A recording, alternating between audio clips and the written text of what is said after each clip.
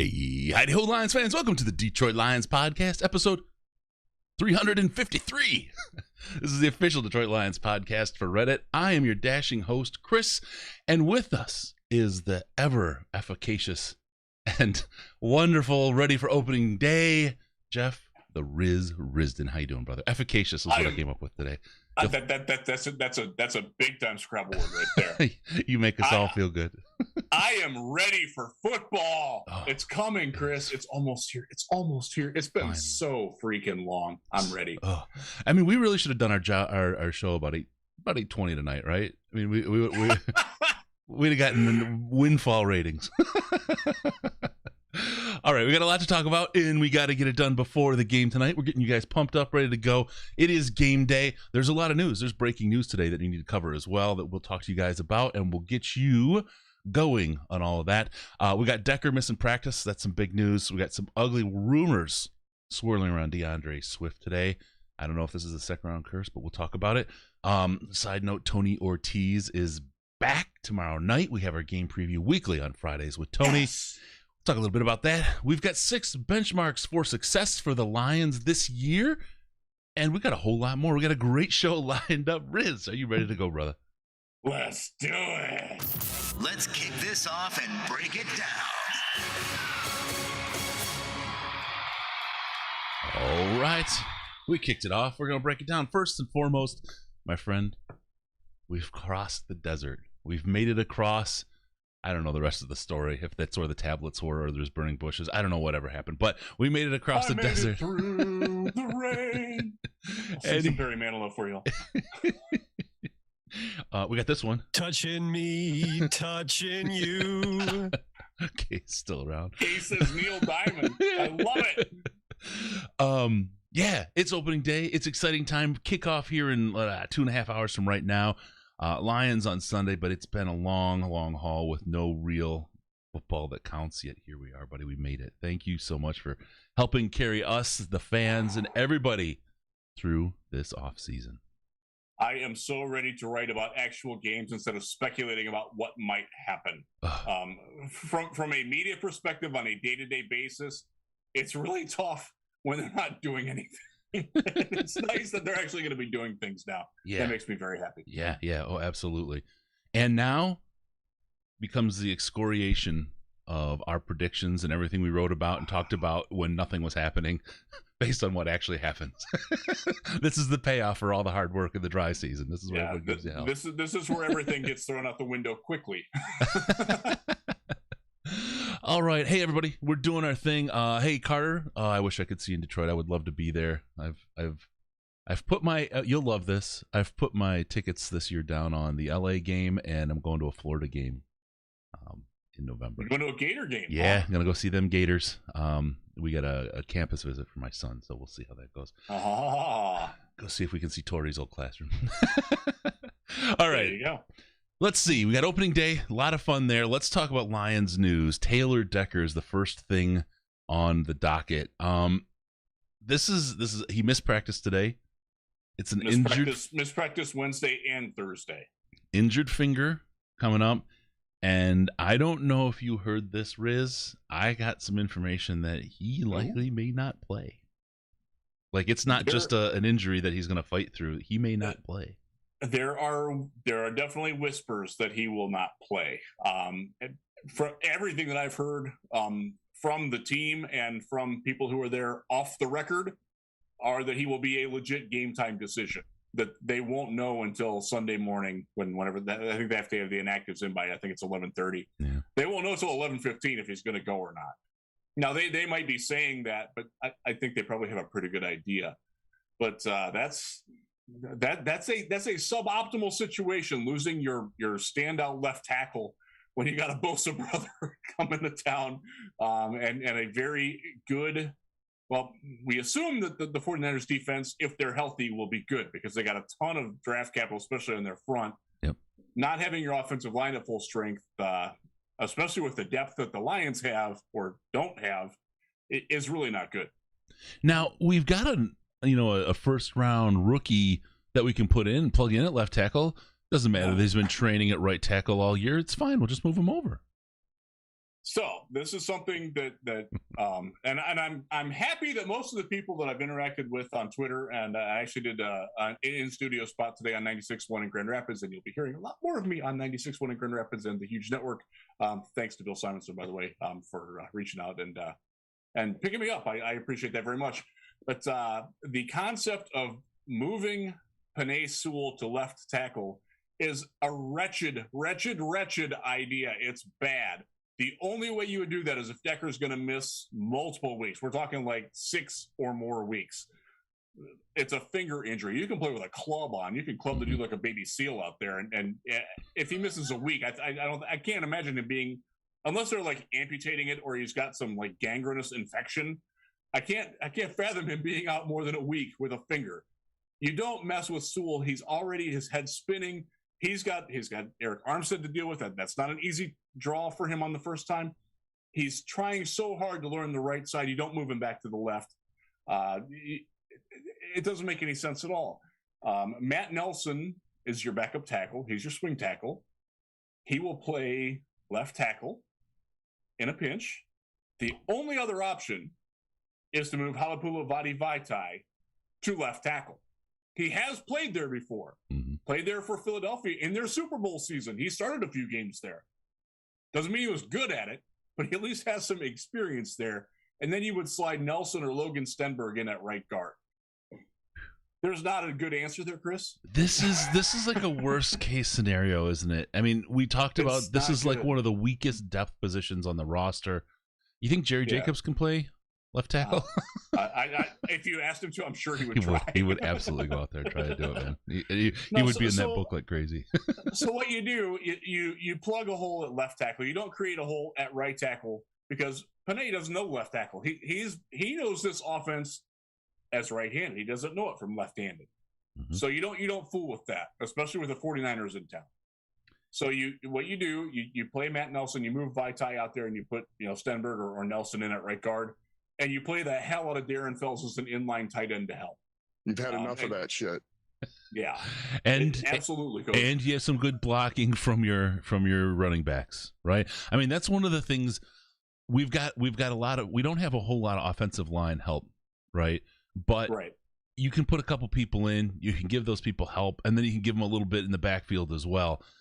That changes the way the ball movement happens, though, right? And we'll talk about that in a little bit, what one of the secrets to success is and measurements for the season. But to make up for this week, you're going to have to give a lot of help on that side, especially, as you said, with Boozer Bosa coming in. That Bosa brothers can play. I can't ever keep track of which. This is Nick Bosa with Boozer. the 49ers. Just call him Boozer. Boozer Bosa. Yeah. That's it. You're good. Yeah. And the other thing, they're a bit of an unknown on defense. Their defensive coordinator, Robert Saleh, is now the Jets head coach. Right. Their new defensive coordinator is D'Amico Ryans. D'Amico Ryans was the guy that I prayed that Matt Patricia would hire as his defensive coordinator back in 2018. That didn't happen. He is a Patriots, Parcells, Romeo Crennel guy from his time in Houston. That's where he cut his coaching teeth too. So I expect to see a little bit more of that kind of defense, the sort of, it's not necessarily a zone blitz, but overload blitzes, things like that, things where they will be a little less aggressive than what we're used to from San Francisco. Could they break down as bad as the Lions did? Could they get the Crennel curse on defense like we got? God, I hope not. For their sake. I mean, for our sake, absolutely. Please make them have growing pains. That would be wonderful.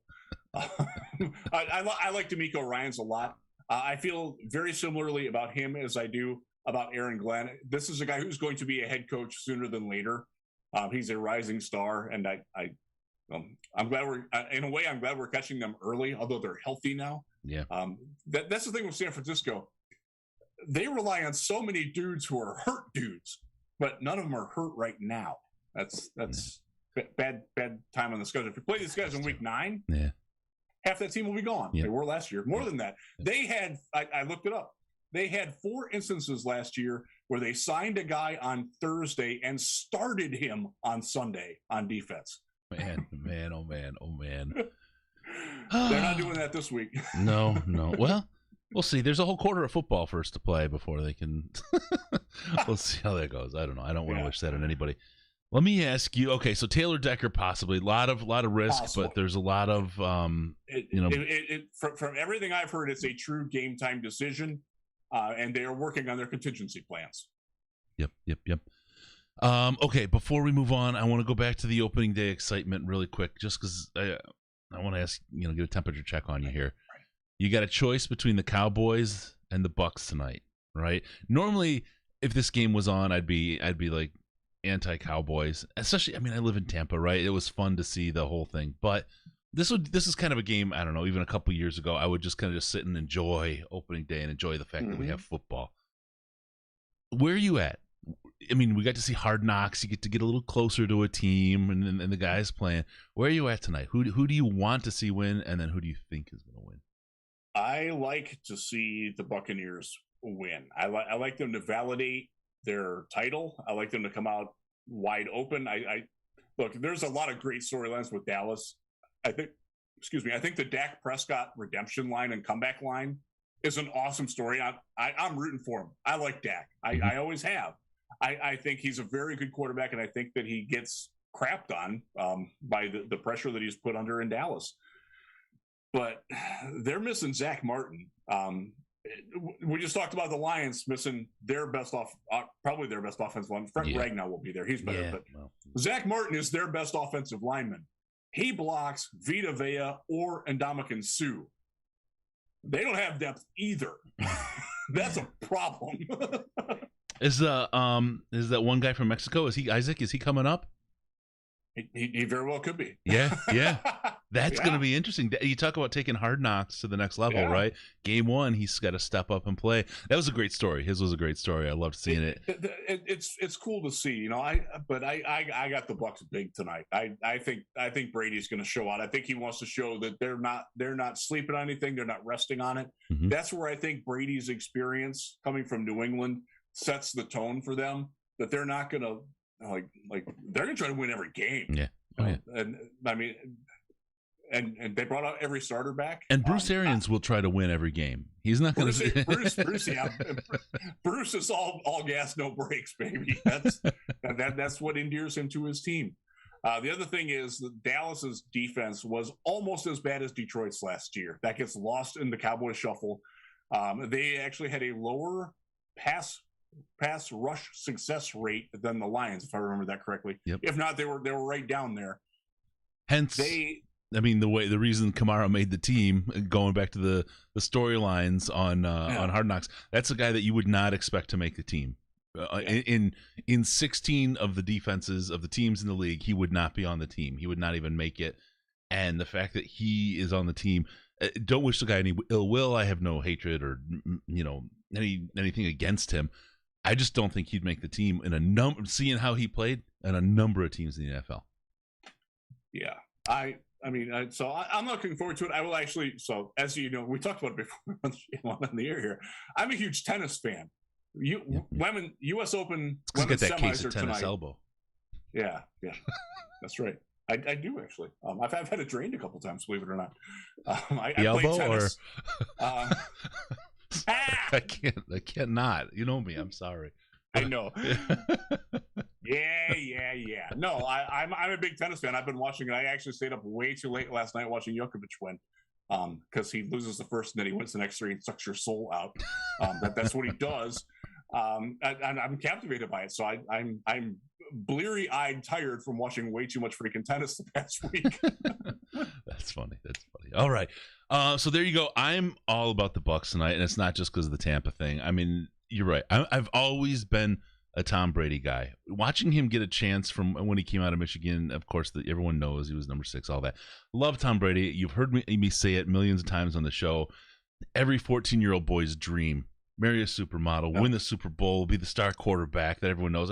It's all the things you wanted when your hormones were firing the hardest, right? That's like it's like the dream. He's even got great hair. Yeah. Where'd that come from? Oh man, wow. And teeth, the whole thing. So anyway, besides that, you want the guy on top to get shot, but I like Tom Brady. I like what he brings to the game. I like how he plays the game. I like how he thinks the game. I like the fun he has around it too. Yes. And he's been having a lot of fun this summer, and it's very endearing to even people that don't like him so much. I'm waiting for him to walk through the front door by mistake any day. No, good stuff. I'd love to see Tampa do it again. It was a good time. So, all right, let's get in. There was this article by, I keep screwing up this guy's name. It's Riston. I don't know. Maybe it's I don't know. Some guy on the Lions Wire. You can read it below, Jeff. There, I think I see that name. I don't know what it is, but he wrote this great article about 6 benchmarks for Lions success in 2021. And I want to talk about those because there's a lot of really, really good stuff there. But I do want to do it after I do one thing really quick. And that's talk about cbd.detroitlionspodcast.com. Use coupon code LIONS. Get 55% off. cbd.detroitlionspodcast.com. Pain, anxiety, insomnia. It will help you with all of those.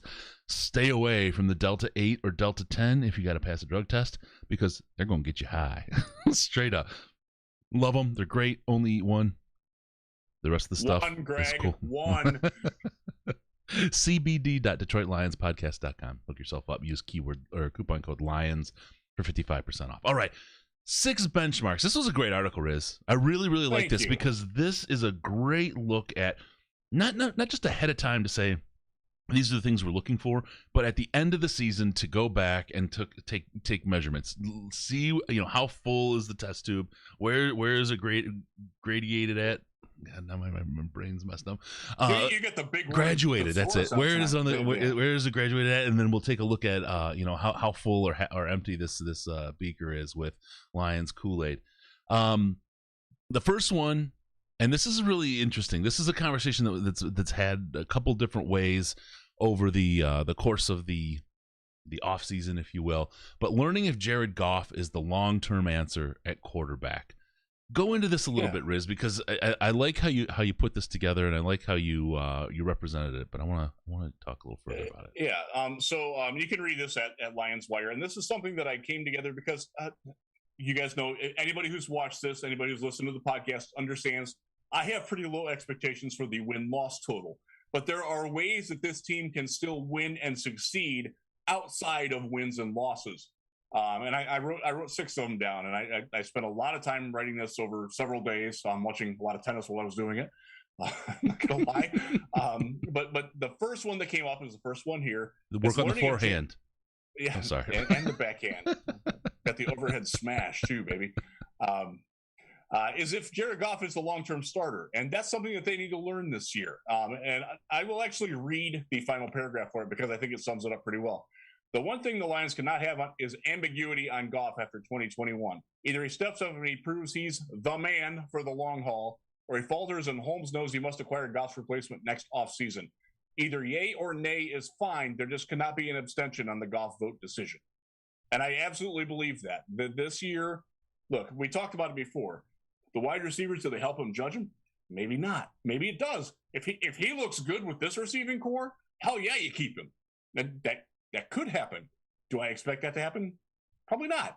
But it could. It absolutely could. And I wouldn't rain on anybody's parade that thinks that it can.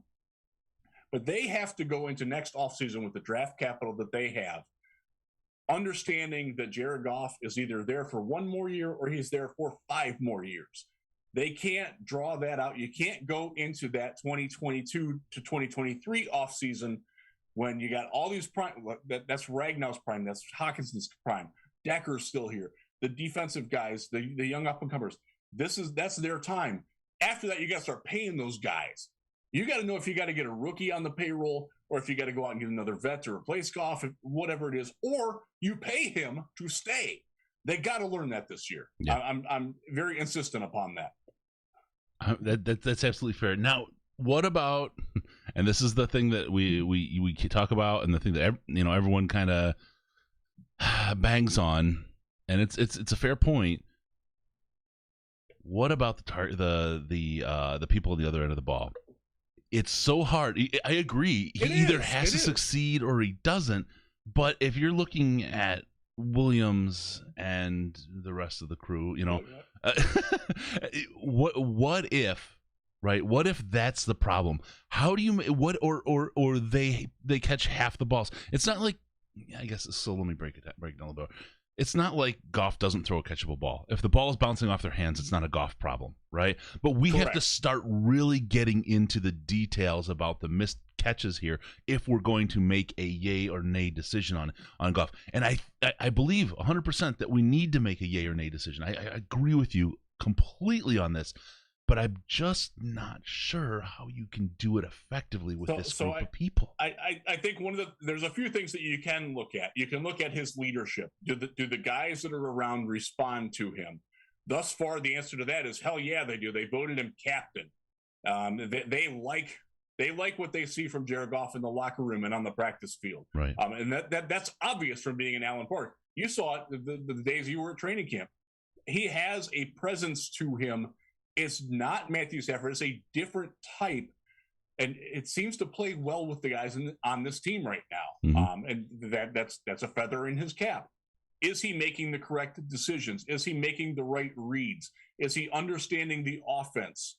These are things that you can, aside from the physical act of throwing the ball and the receivers catching it, is he making the decisions on time? Is he making the right decisions in the right situations? Those are the things. If he is, then it's looking a lot better. If he's not, then it's going to be pretty clear no matter who the receivers are, that it's not going to work. Can I? If Goff looks good, if Goff is the guy, Brad Holmes is going to look like the frickin' professor on Gilligan's Island, right? I mean, he's got a coconut radio working right now. I have no idea. Look, that's the upside. If Goff works, everyone is going to be fully believing in this team. Right, 100%. And that's the roll of the dice with that Brad Holmes has done. If it works with Goff, they got 4 first-round picks that they don't have to spend one of them on a quarterback. Yep. That's an alpha dog wide receiver. That's an alpha dog safety. That's a bull pass rusher, and that's an offensive lineman to fill in somewhere, or another wide receiver, second round running back. And, let's hope not. Oh, please. Sorry, I thought I could slide it in on you. But better than a 7th rounder. I would rather have a 2nd round running back than a 7th rounder. How's that? Okay, that's fair. I'll give you that one. I thought I could slide it in. We've had that conversation in the Patreon Slack several times. There are very few things I hate in the world more than the Steve Miller Band, and one of them is a 7th round running back. I almost brought up the Steve Miller Band when we were talking about our Pine Knob stuff. Freaking hate. Speaking of, if you're looking for good retro Detroit shirts, DetroitLionsPodcast.com/store. There's a sweet Detroit shirt I got going on right now. You were rocking the Boblo Island one in your cocktail video. I love it. I love that shirt, dude. I really, really do. I genuinely love the shit out of that shirt. It's a good fit, and it's so fucking retro cool. I love it. I absolutely love it. And yeah, got some good compliments on it. So anyway, you know how to get those. That's nice and sharp. All right, so Jared Goff, yes or no? This whole kind of purgatory with him would be an absolute curse. I want to remind folks about one more thing about Jared Goff, though. We didn't trade for him. Brad Holmes didn't go out and get his guy.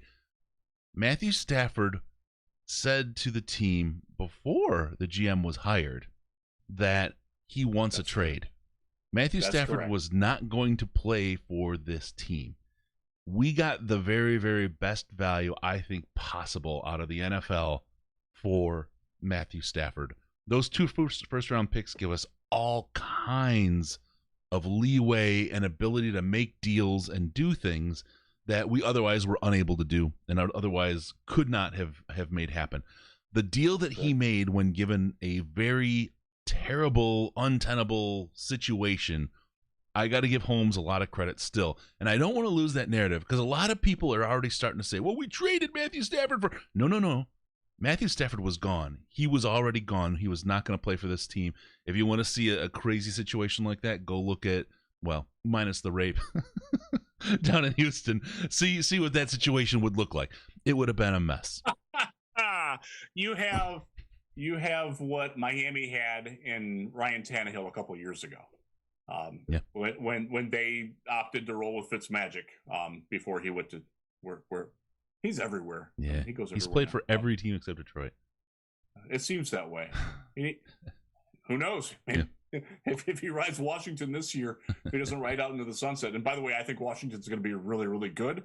I think they're going to win a playoff game this year. It wouldn't surprise me if he if he hangs it up, because he's getting old and he's a legend. Yeah. He is one of those guys. Like it's really hard not to root for that guy. Mm-hmm. He's the guy that made the most out of the least. I really believe. Hell believe yeah. that. Love guys like that. All right, so we got Jared Goff. We cleaned him out. We straightened the world on that one. And thanks, Chris. You're always out there for us. Go ahead and hit that like button, guys. Subscribe, hit the bell, all that stuff. We got a lot of stuff coming. We got 4 shows a week on here right now. We've got the daily pod or the weekly podcast with Riz and I. We've got the Friday show, the game preview with Tony Ortiz from WWJ-Radio in Detroit.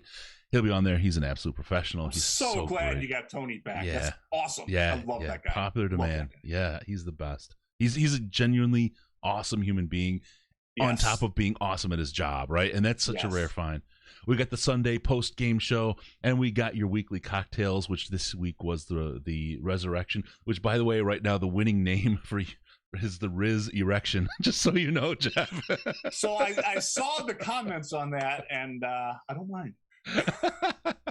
Great blue drink if you're looking for some fun. You guys join in and make one up. We'll announce a winner of the name contest and have a drink together on Sunday with that. Loretto, I feel so bad. How bad are the Ravens going to be? They can't catch a break with running backs. Yeah, that's another ACL today, right? Oh my God! Oof, that's ugly. So the native Clevelander in me does not mind, but I do like John Harbaugh a lot. I respect the hell out of the Ravens organization, and it sucks when they're not like the old Ric Flair thing. To be the man, you got to beat the man. And if the man is, the weird thing with Ric Flair and my mom were born on the exact same day. So I see him as like this older guy. I've never like bought into the mystique. I'm like, he's old, but you want to beat the guy at full strength. You don't want to take advantage of like to go to the Browns again. They beat Pittsburgh last year when Ben Roethlisberger was washed. Y'all saw it. Yeah. That first snap over his head, he didn't even think about going to recover that ball. It's like, forget this. Can I go home now? And the fact that he's back this year behind that offensive line. Ooh. Can I make a little contrarian push against that? Beat the man. Sure. Like I'll just use Green Bay because they're an excellent specimen here. FTP. I want to beat them no matter what. If I lose to them when Aaron Rodgers is hurt, I'm going to be angrier. I want to beat them at their best. I want to beat them at their worst. I just want to beat the damn Packers, period. You beat them at their best? Hey, great. They're not at their best? Oh, well, sucks to be you. Move on. I beat you, right? That's kind of where my head's at. So I get it. I get the sentiment. But if they're not at their worst, I want to beat them even worse. Or at their best. I want to beat even worse. Yeah, I get that. You don't want another Matt Flynn game, which I still have to watch. We got to make that happen when we do the telethon. Dude, Tori's going to be mad if we have to wait a whole year for that. we need to do a live stream of maybe it's at the telethon. I don't know. We'll figure something out on that because my house, thank God, is finally coming together. We have a basement floor now. My kids have moved completely back into their rooms. We almost have a driveway now. We had to have that taken out because our sump pump was blocked because the idiot who designed our house put our sump pump exit under our driveway. Good job, dude. How'd that passcode? I don't know. But the only thing we do not have a bathroom sink downstairs in our downstairs bathroom, which is like I live pretty much down there. I'm actually in my bedroom right now, which is upstairs. Well, that's where you pee when it's full, right? When someone's using the bathroom, you go and you use the sink. I know. Hey man, if you're gonna leave a double decker, you got to have a second deck. It's the Joe Louis sinks in Risden's basement. No, so we have this. They salvaged our old like custom made marble countertop. We had custom made things. My kids are tall. We're tall, so we had everything raised up. Like the shower in our downstairs bathroom is 7.5 feet tall. My kid's 6'9". Right. You need that. You can't have that 6-foot shower. It's like right here. So it's coming together. We will get that. I finally have the TV. We bought the TV stand the other night after we did the show, actually. Good. Or after I did the Q&A. And I went out and got it. So I have a TV downstairs now where I can actually watch things. I'm very happy about that. And I will try to get to that hopefully soon. My schedule goes kablooey when the season starts. So. Yeah. No, I mean, I can't imagine, because I'm only 6'1" and I hate normal size counters and normal size stuff. I can't imagine what life for the Riz and families like. You're all raising the counters up an extra 4 inches. It was a little tough on our daughter at first, because she just turned 13 yesterday. She was younger, birthday, but whole, just so you guys know, the Risden family climbs a beanstalk to get into their house. Just so you know. I'm 6'5", and both my wife and my son have longer legs than I do. That's my house. I'm 6'1". My wife's 5'11", and my son is 6'3", 6'2", and they both have longer legs than I do too. Do you feel like deformed? I'd rather get into the back seat, man. I don't like that. All right, let's get into football. Get back to football. All right. Producing a positive turnover ratio. This is the next thing you had. I loved this. Yes. I loved this. I absolutely loved this. This was, when you put these, I mean, I hated the numbers, but when you put these numbers up there, Riz, -9 in 2020, -5 in 2019, -5 in 2018. And then in 3 seasons, we've got 21 total interceptions. No other team has less than 25. Riz, that's right. This is why there were so much rope sold and toasters and hot tubs in Detroit in the last couple of years. This was horrific. They didn't try to create takeaways. I know Matt Patricia had the little drills where they would try to punch the ball out. That's nice. It worked for a preseason. This was so. I will go to another team that I'm near and dear with, the Houston Texans. Yep. Back before they got J.J. Watt, they were a solid defense. They had some talent, but they didn't create takeaways.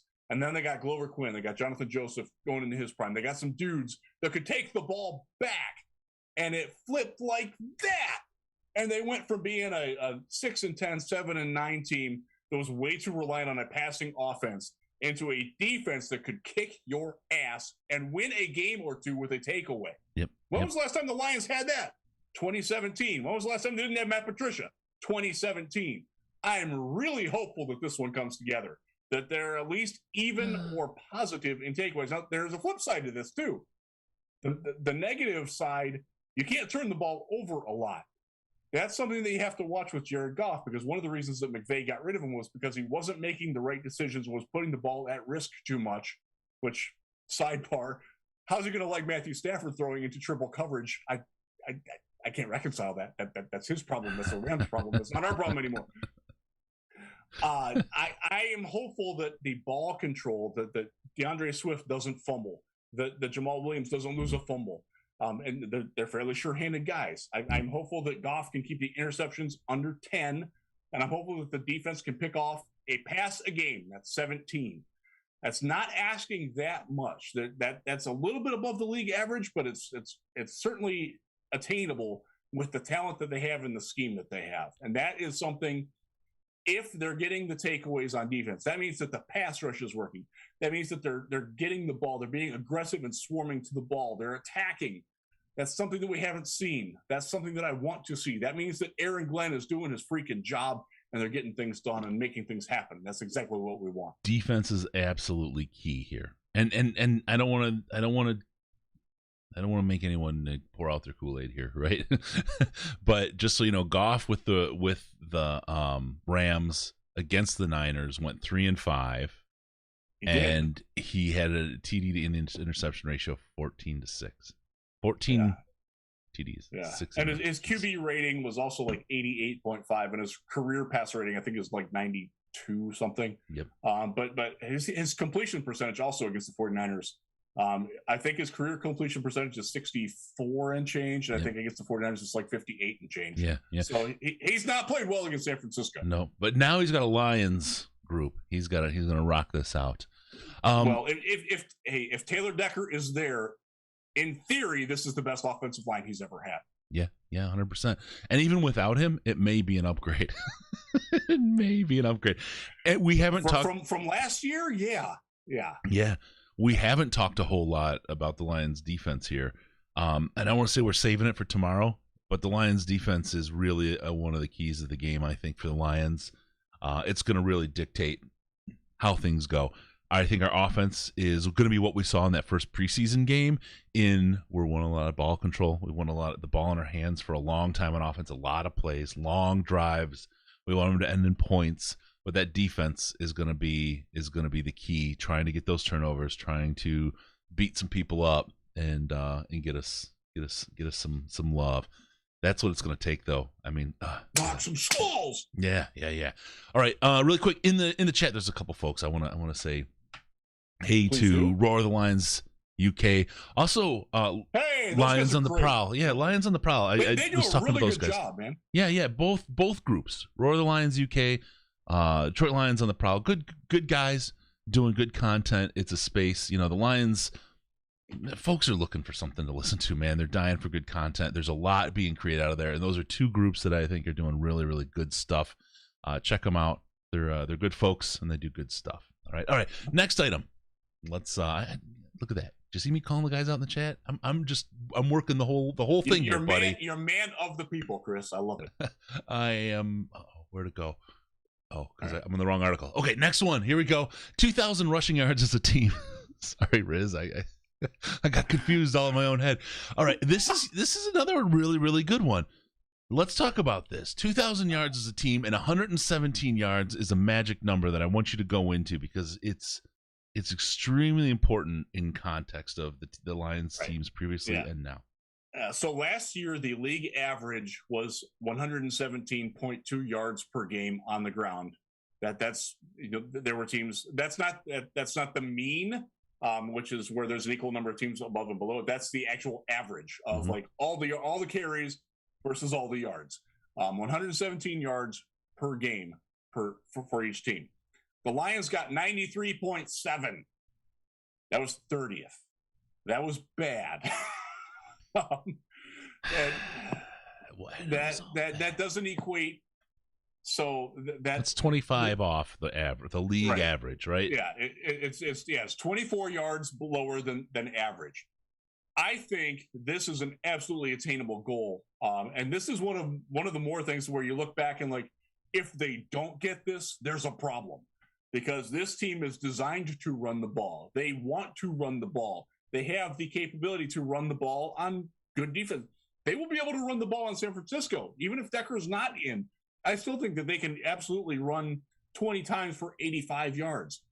That's not 117, but you can't have the clunkers in that where you're like, 9 carries for 26 yards, which is something that the Lions have done recently. Yeah, the Adrian Peterson up the middle for nothing while your young back sits staring, waiting to get his juice. It's just not. Well, your 6th round tenable. pick from a year before gets cut, and then your 6th round pick that year is also cut, and then you. You want to know how bad the Lions are?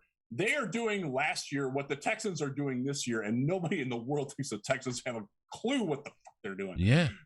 They just signed Danny Amendola. Why, if you're going to be the worst team in the league, do you sign a 35-year-old slot receiver when you have 4 other ones already on your roster? I have no freaking clue what the Texans are doing. I have none. And I'm embarrassed to be affiliated with them, to be honest with you. I want to be really clear because I've seen in a couple different places people saying it's Patricia's fault this team was bad, and they're giving Quinn a pass. Look at this roster. Look who's left. Look at the people he drafted and then cut. Who decides to have your top 4 wide receivers all hit free agency at the same freaking time? Do you not realize that they're all going to be free agents? That you have to pay somebody to play wide receiver? Then you don't draft any? You keep drafting 7th round running backs, which is why I freaking hate 7th round running backs. Come on! How do you draft and cut so many players? I mean, so our oldest player on the team, is it Amani or in the secondary? Oruwariye, that was it. Thank you very much there, Pucci. That really sounded like your cat. That was Wisco found that one, and that was absolutely me on draft night, half tanked and trying to pronounce Oruwariye. Amani Oruwariye is the senior member of the Lions 6-man cornerback crew. He's 25. He was a 5th round draft pick in 2019. The guy can't even grow a beard. He's the gray beard, and he can't grow a beard. That's there's some Bob Quinn. So I will give Quinn a little bit of a pass because Quandre Diggs would still be here if it wasn't for Matt Patricia. 100% believe that. But some of the other decisions were certainly on Quinn. Yeah. No, I agree. I just you can't let either one of them off the hook. That was just an absolutely caustic pair that bad. really did bad things. It's over. They're gone. Okay. New beginning. So back to the topic at hand. 117 yards per game in 17 games gets you 2,000 yards. There's a little decimal point that's needed there, but you can average 117.5 yards per game on the ground with this offensive line, with these running backs. Yeah, you can do that. And this is one of those where I'm going to be looking, and if they don't, if they're not even close, then we got real problems going forward, because this team is built in this vein to be this type of team. And if it's not working now, with Decker's out. Decker's out. I know. we need to see it with Decker, but no, absolutely, you're right. And one thing I want folks to think about, because we haven't really talked about it a whole lot, and I haven't heard it talked a lot about. There's a lot of records that are going to be broken, and a lot of numbers are going to be higher this year because of 17 games instead of 16 games. Wide receiver numbers, running backs breaking 2,000, all kinds of things that used to be milestone kind of numbers are going to mean a little less. So don't get caught up in that. That yards per game, that's the real numbers you want to look at. Those are the ones where you can get real. It's like when you're talking about cases of the plague going on. Look at the cases per million. Look at the deaths per million. Look at those, because that's a real comparator between one state and another. And then you can understand, whatever's going on. It's that ratio is a real honest number, rather than just, wow, everything's better this year because the numbers are higher. Now I'm talking about football. Just so get a ratio, and you'll be better off understanding what's happening in the league. Can I say I got the blessed opportunity to interview Barry Sanders earlier this week, and I'll be able to publish that tomorrow. And I asked him about that. I asked him, like, does it bother you that they're going to 17 and eventually 18 games, and like your records that you achieved in 16 games are going to go down? And he thought he actually was taken aback by it. I'm pretty impressed that I asked a good question, because I'm not technically a good interviewer. And he's like, I guess it's sort of the way that I feel about Jim Brown. Like he's like, Jim Brown's the greatest running back ever, and he did what he did in 12 games and 14 games, and I don't hold that against him. He's like, you do. He actually said, I do look sort of for what they do per game and how consistently they do it. So from the mouth of the GOAT of our Super Bowl era, there you go. So Riz, I can't let that go. I have to squeak a little thing out. Riz was all bragging. He wasn't really, but he was a little bit. But he wasn't. I was pretty excited. I'm not gonna lie. I was talking to Barry today. I'm gonna talk to Barry Sanders later. 18-minute Zoom session with Barry Sanders. That was cool. Barry was cool. I enjoyed it. I hope he enjoyed it. I'm hopeful that I still have the file on my computer that I saved from Zoom, because as soon as I was done, Zoom updated, and I'm like, oh no. I know that that Barry's, the people that set the interview up, did record it, so if there's backup out there, thank God. It was really cool to talk to Barry and get his perspective on a lot of things Lions. And he's fairly diplomatic. He didn't drop any hot takes or anything like that, but it was cool. I got a couple nice things out of him that I can use. Absolutely. And while you were doing that, thinking you were all cool, I was having a half-hour conversation with. So I text you that, hey, guess who I just talked to? And you're like, well, let me play this card. I spent some time with Herman Moore. Yes, you did. What a crazy world we live in. What a crazy world. I even asked Barry about Herman. I'm like, one of the things that I asked him was like, how does it feel for you to see guys that you played with, the Lions legends, Chris Spielman, Herman Moore, Lomas Brown, around the team all day? And, is that important to you? And he's like, hell yeah, it is. He didn't say hell yeah, but he's like, absolutely. I'll paraphrase him here. It's really cool for them to celebrate the time that they had together, and a very good team that did a lot of very good things, that they're willing to rub that off on the new team and use that as an example Barry thought that was really cool, and I did too. And I'll tell you, just keep those thoughts in mind when it comes to the St. Jude show. You do not want to miss a great show and some really, really amazing content. You guys, that segment alone will be worth the 24-hour broadcast. And you tuning in for 24 and giving all your money to help support St. Jude. Also, just know that we extended, in light of everything going on in the world today for vets, we extended our donations to Fisher House in Michigan, trying to build a VA facility, kind of like a Ronald McDonald House for veterans families in Detroit. There's one in Ann Arbor. The VA in Detroit doesn't have one. They're trying to raise $300,000, and we're doing everything we can to help. If you buy a shirt from our website, we've talked about them a little bit, $4 for every shirt sold will go to Fisher House, and we've been doing some other stuff. I want to call out Floundericious. He's been instrumental. He's given a lot of money just out of his pocket, trying to do matches and get other people to do donations directly or buy shirts or whatever.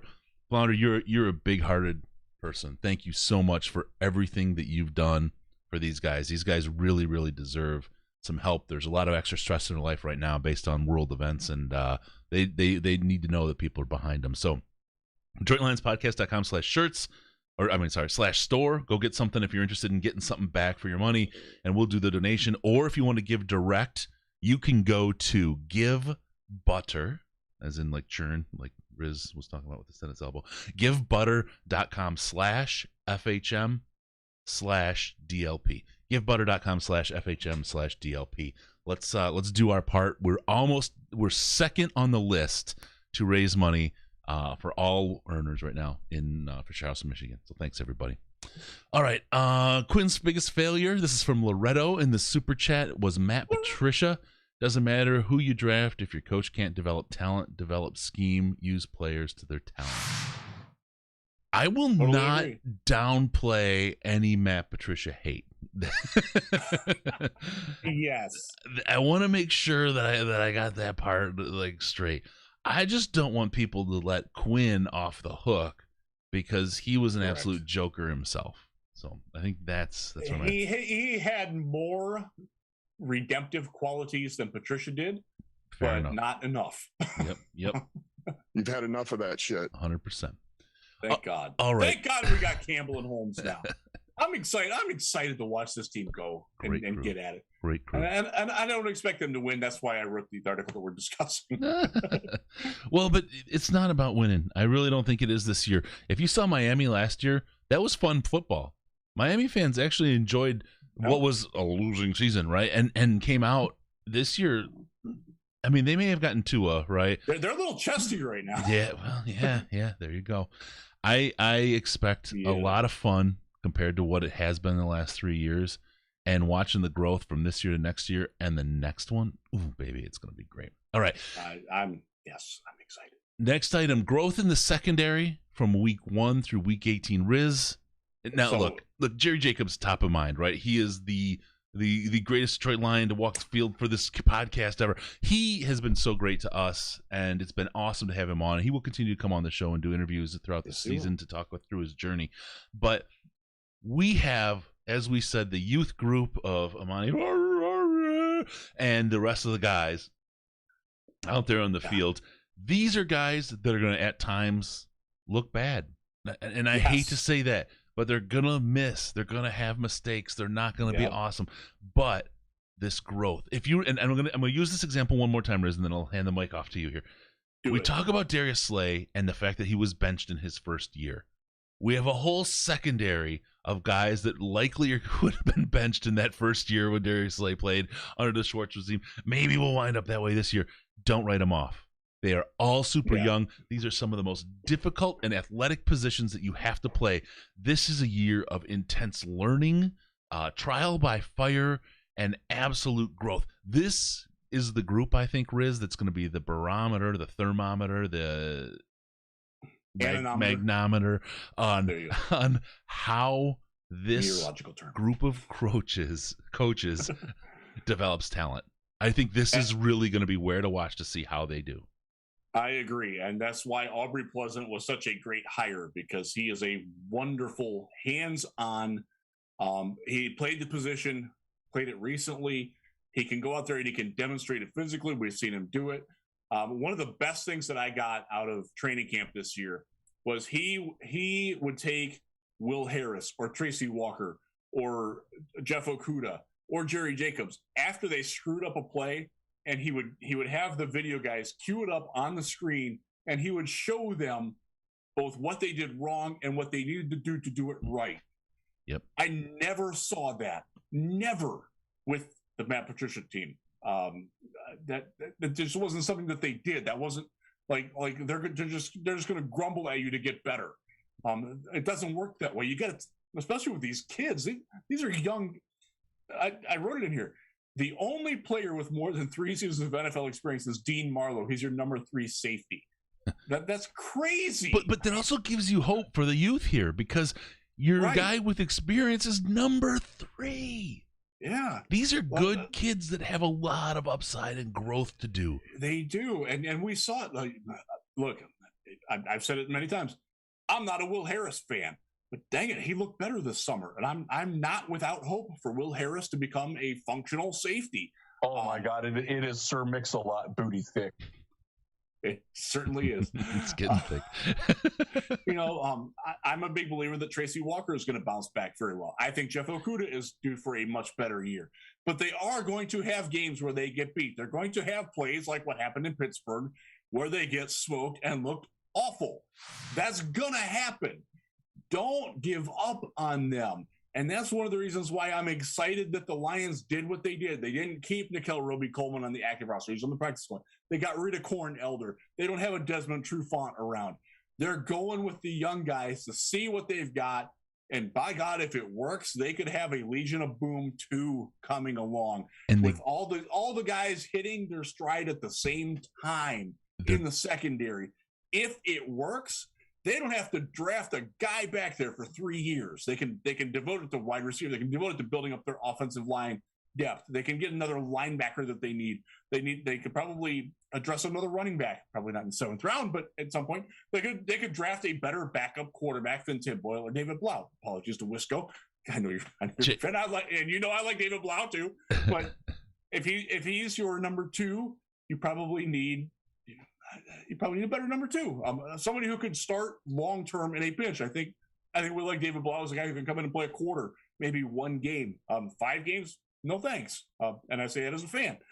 So there's a lot of other things that they can do if the secondary works. And there's a lot of really good young athletes that have football intelligence and desire to be great. And I will include Will Harris in that. Yep.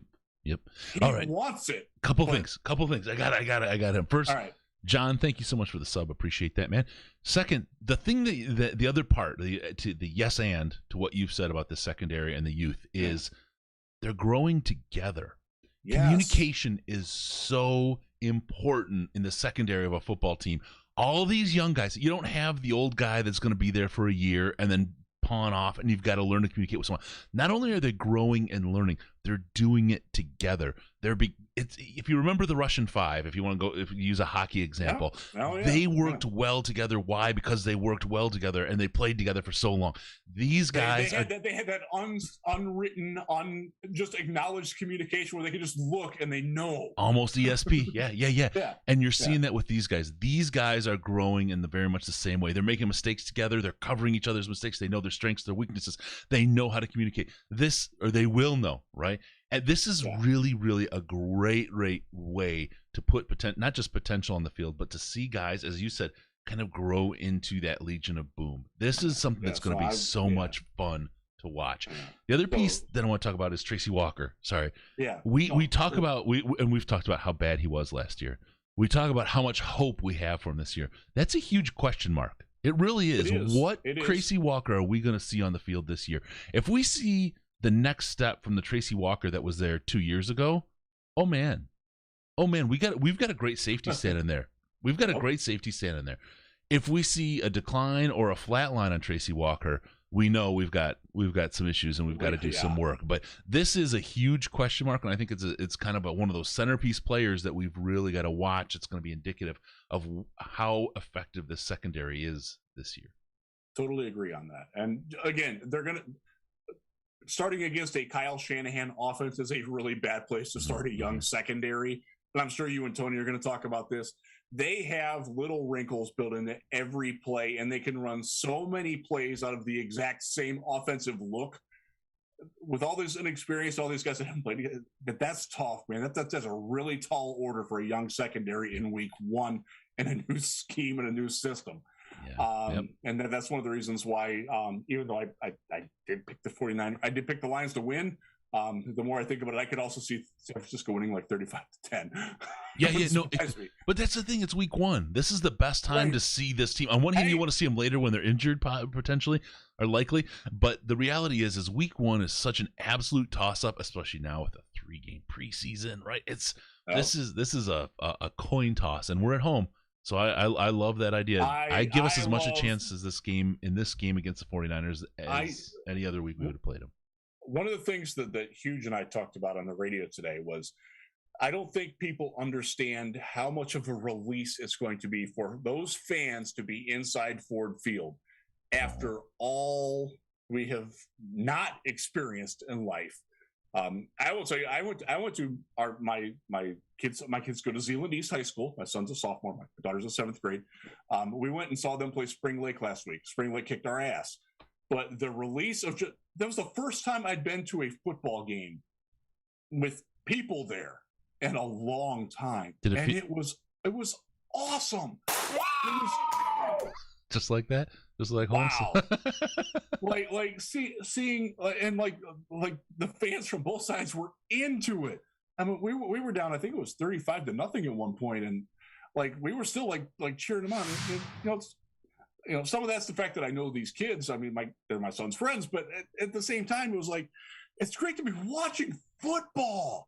We can yell, we can scream. I can turn around and high five somebody. I can do whatever I want to do. It was great. It was great eating stadium food again. Chris, it was so nice. I've never been so happy to pay $10 for a hot dog in my life. Now you're going to put 55,000 people there just like that in Ford Field watching Dan Campbell, his inspiration. Who's begging people to get off the hook, right? Oh, yes. Man. It's going to be unreal there Sunday. Sorry, I got Holmes going tonight. Love it. Really quick. I wish I could be there for that, honestly. And I as you know, I'm not somebody that particularly enjoys going to NFL games. I really wish I could be there for this one. Yeah. No, you make a great point. All right, since the staff is doing the consensus thing, Loretto, through the super chat here, is it safe to assume that coaches and GMs will miss out on their guy? Do we spread blame when things don't work, and how long can that formula work? Yeah, you can. The buck ultimately stops with Brad Holmes, though, and he's aware of that, and he has made comments not strongly in that direction, but you can certainly read into it if you want to, and I do.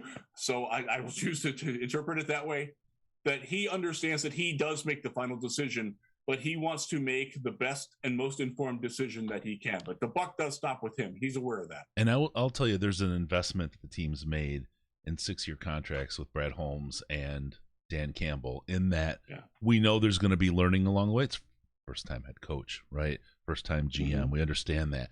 But there's a system here, and there's something in a management theory that's relatively new. I'm going to say relatively because in practice it's not been executed a whole lot. As we've talked about in the offseason, the whole idea of servant leadership. You get me going all the time, right? On this stuff. But that's what this is all about. Will the blame be spread? There won't be blame. The idea is fail fast, move on, learn from what you did, and don't do it again. Learn from it, right? Don't make the same dumb mistake. Don't do what Patricia did, right? How many times do we hear Dan Campbell up front when he's talking about the young guys? He's like, they're going to make mistakes. As long as they don't make the same mistake twice, it's good. That means that they're learning. That means they're progressing. That's what we were talking about with the secondary. They're gonna get their ass kicked at times.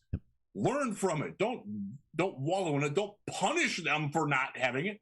Get them to be better. That's Dan Campbell's mantra. That's why I think he's going to work as a coach. I really do. You all accept it as a coach. You called the play, right? As a position coach, you put the players in the position and train them to do what they did. As a player, you did the wrong thing for what you were supposed to. You own your part of it, but you don't find blame. You find the part that you own and you fix what you own, and together you will be better in the future. When you find a scapegoat, when you find a person to blame it on, and you're like, got away with that one. Who's better for that? Nobody's better for that. And that's the mentality here. It's not about blame. It's about everybody carrying everybody else forward.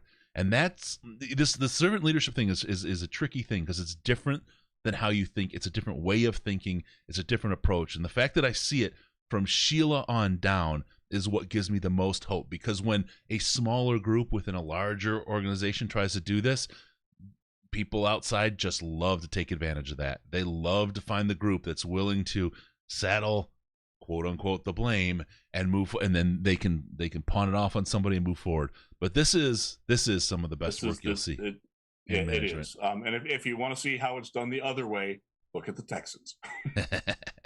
All right, next topic. TJ Hawkinson takes it to a whole nother level. I'm gonna let you take this. Hawk had a good year. Right. I think he needs better than that, but I'll let you make your point first. So I will summarize briefly with this. In his first 2 years, he caught 99 passes for 1,090 yards and 8 touchdowns.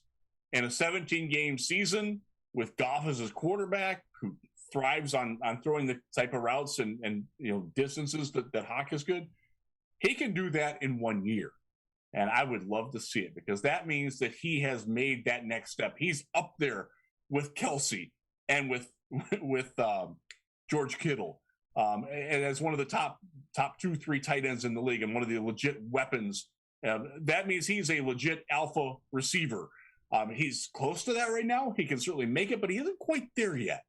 If he does that, my God, that just sets them up, because then when they do get, and maybe Tyrell Williams is that guy, maybe Amon-Ra is that guy. They could be. I wouldn't cross my fingers on it right away, but it could happen.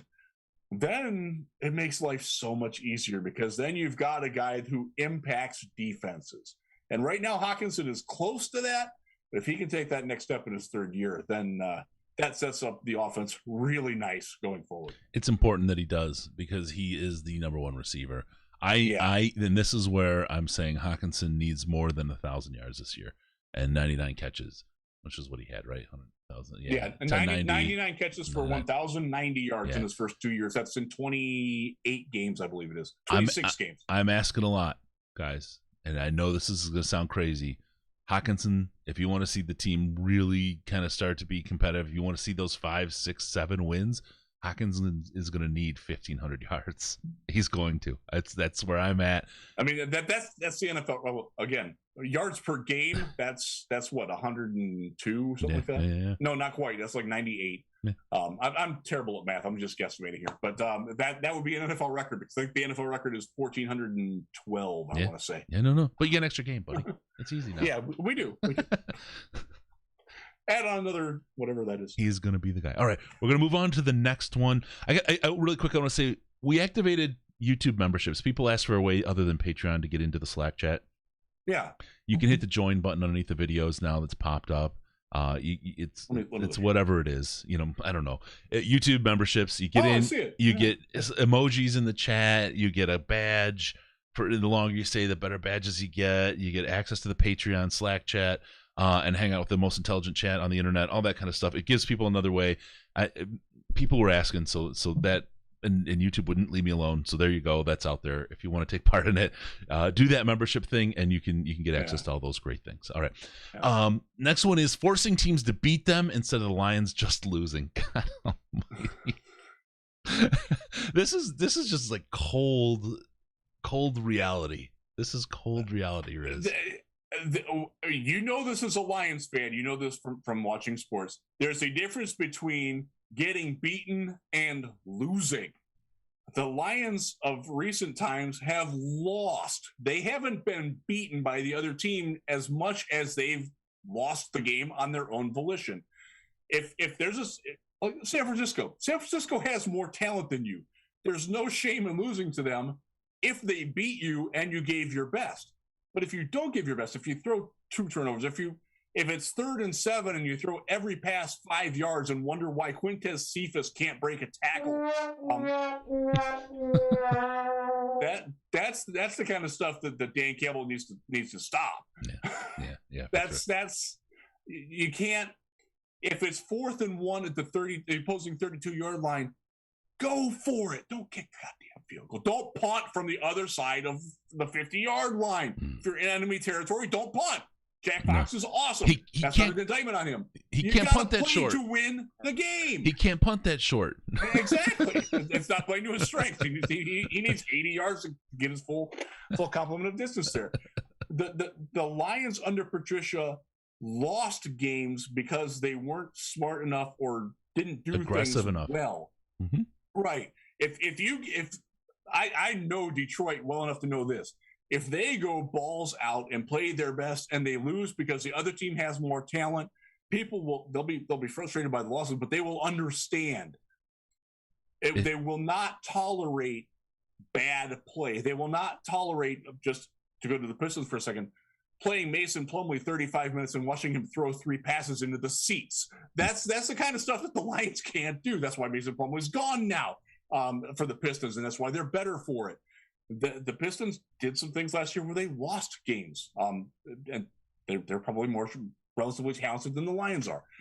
I don't want to see this team lose games. I want to see them get beaten. If they're gonna take an L, I want it to be because the other team played well enough to earn it. I don't want it to be because Detroit didn't play well enough to make them earn it. Does that make sense? Yeah, no, absolutely it does. And I think a lot of people I've seen compare this year's Lions to last year's Pistons, right? Yeah, and you're going to see some of those mistakes. You're going to see some of those things happen. That's okay. It's going to be a heck of a lot of fun to watch, and you're going to be able to see some great growth. If you thought, and I'm just going to make a wild prediction, and you guys, come March next year, you can rub my nose in. I don't care. I've been wrong before. I'm willing to be wrong again. I think you're going to see a wild offseason out of Brad Holmes of moves that you absolutely do not expect.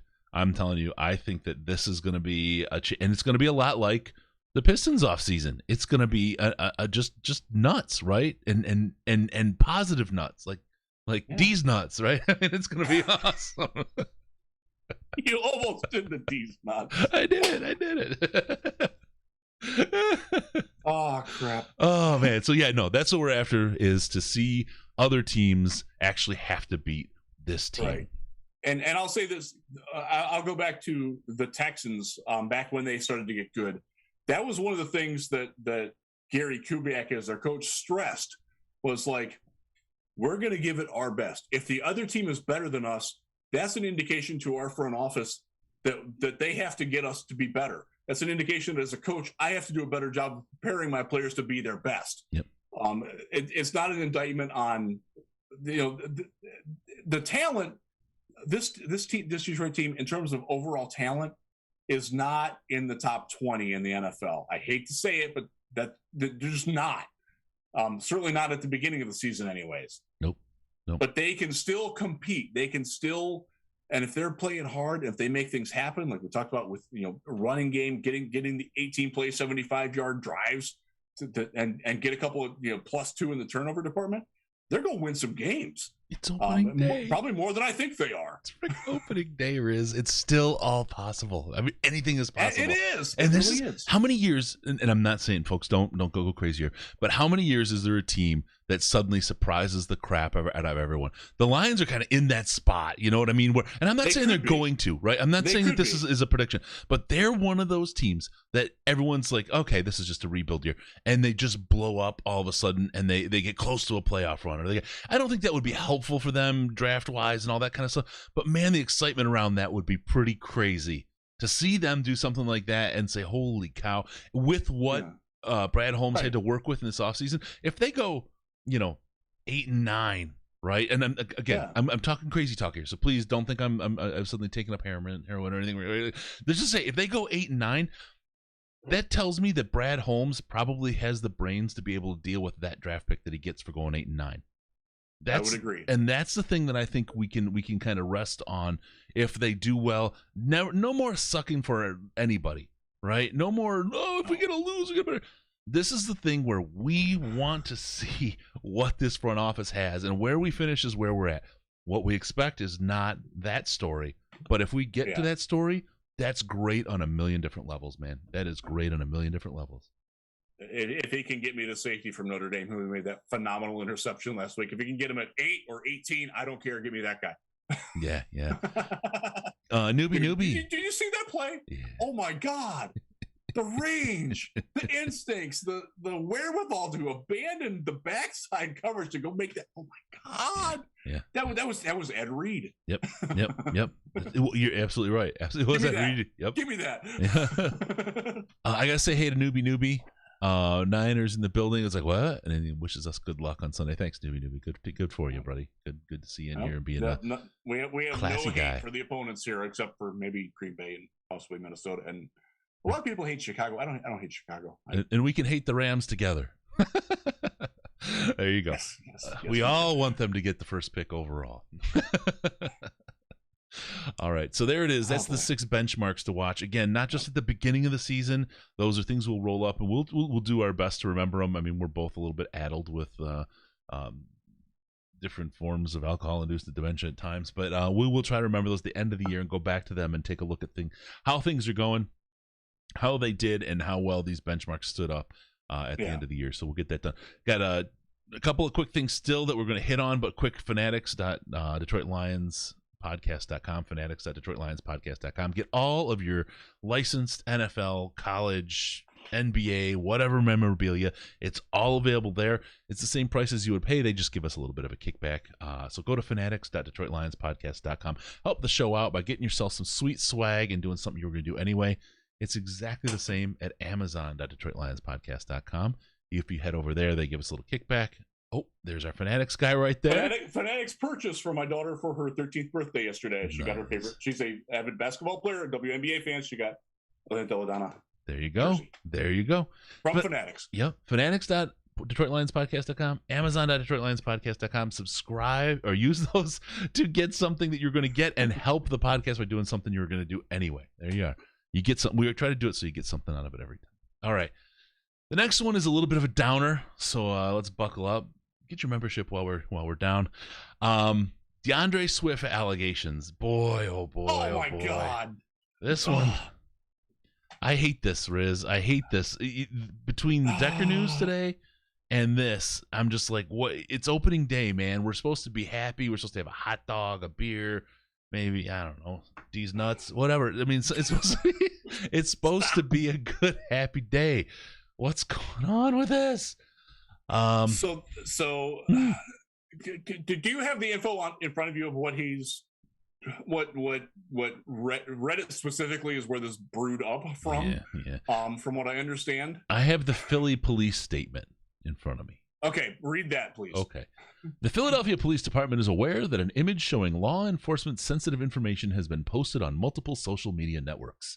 We cannot comment on the contents as they pertain to ongoing criminal investigations. However, the PPD has opened an internal investigation into the validity of the image. If the image is found to be authentic, the department will work to identify the person or persons responsible for its release and will seek appropriate action. Period. And full stop. In other words, that's a whole lot of saying we don't know what's going on yet.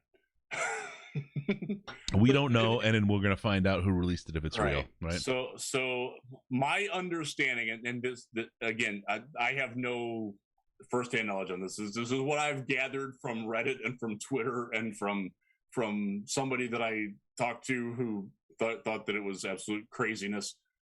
Apparently, there was an anonymous tip placed to I guess it is the Philadelphia Police Department, isn't it? Yep. Where Swift is from. That he was involved in I don't even remember the crime, but it's not a good crime that you would ever want to be affiliated with. I don't know how many there are that are good. And my understanding is that the police department has not investigated it yet, and will only open the investigation. But the anonymous tip is something that they have to take seriously, and in the context of it being an anonymous tip. Mm-hmm. I'm not going to worry about it until I have to. Do I have to get a McGruff crime dog drop? And by the way, can I say this? Yeah. I was told specifically by my editors at USA Today that I cannot write about this because it's all hearsay. There's no validity There's not enough proven background for us to go out and write about it. So we did it, Reddit.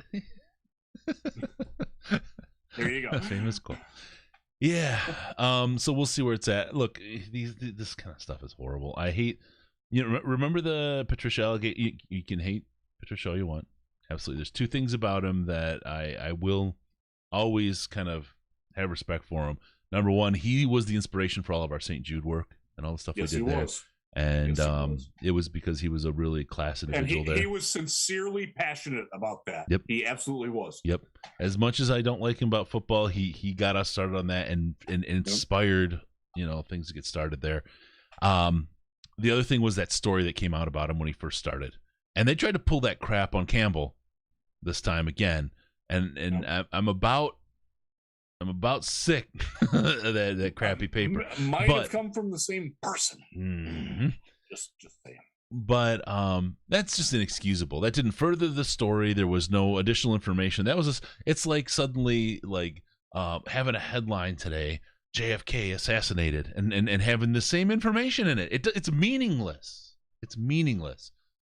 This kind of stuff I like now with Swift.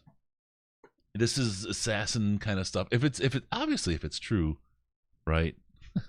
Wow, that's terrible. If it is indeed true, we will deal with it in the appropriate manner that it deserves, based on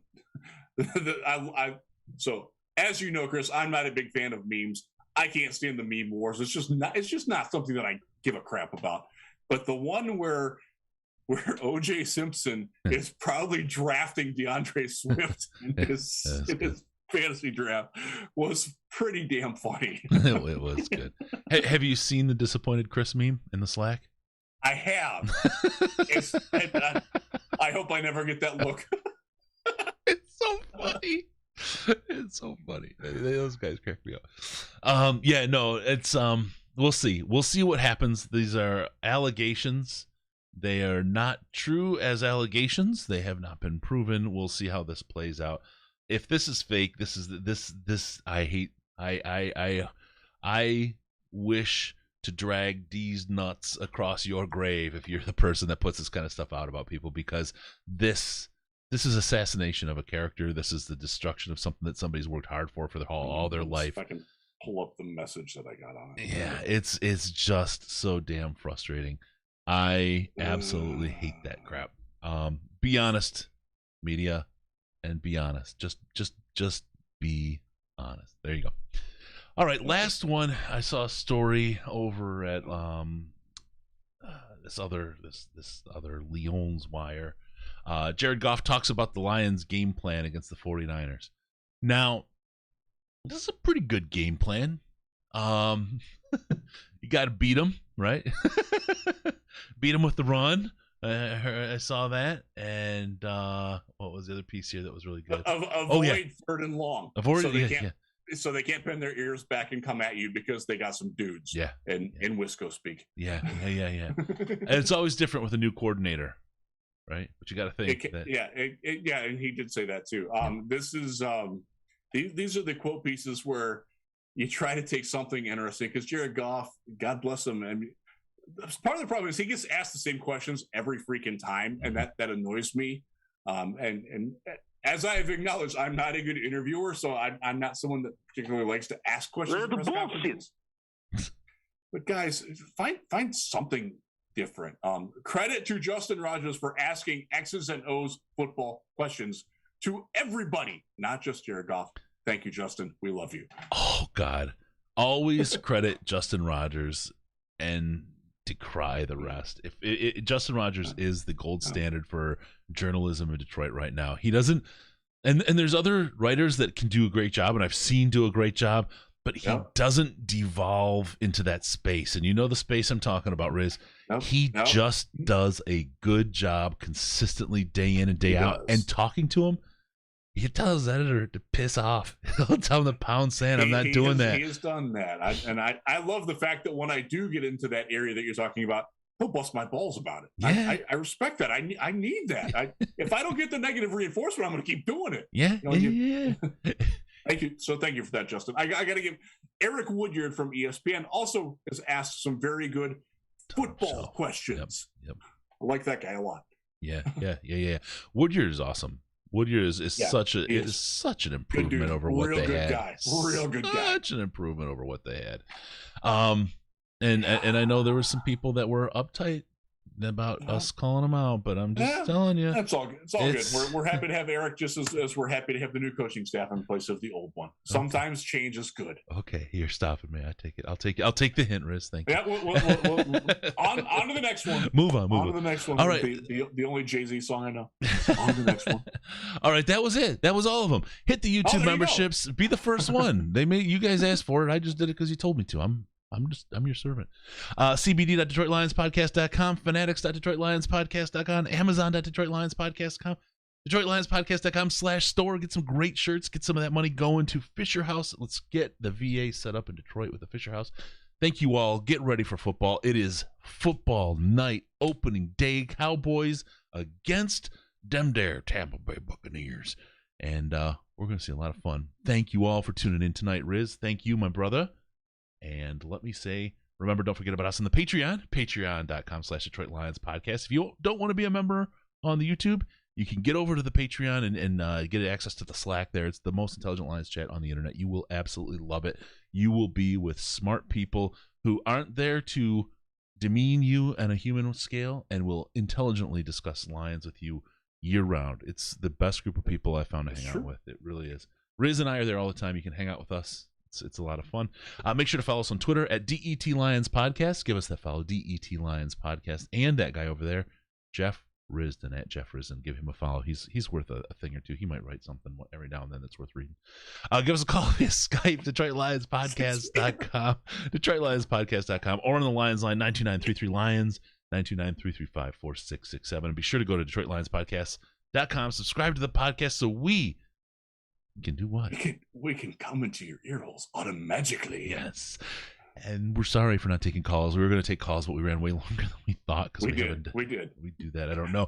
But thank you for tuning in. We're going to see you next time with the Detroit Lions Podcast. Remember, no pants, no toasters, no hot tubs, no problems, because we are your Detroit Lions and Reddit connection.